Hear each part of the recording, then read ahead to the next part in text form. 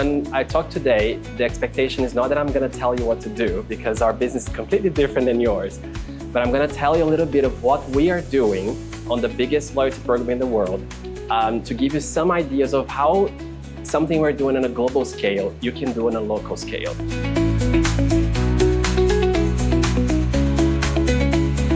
Text marketing, it's going to get bigger and bigger if PMs aren't using it already. I know a lot of PMS companies, they offer the texting through the unified inbox. So that's a great first form of communication with the guests. So obviously they'll get the automated emails I'm sure you guys send, and then if you send that text message as well, that just adds a next level hospitality or a personal touch too. So with Touch Stay, it's great because that can be all automated, and I'm not plugging Touch Stay, it's just what they do really well.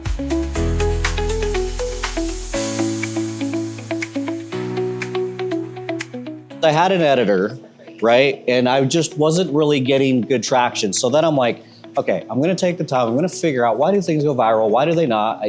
And I would look at reels like we all do, and you do realize there's usually a hook in there, or there's just the music really makes sense, right?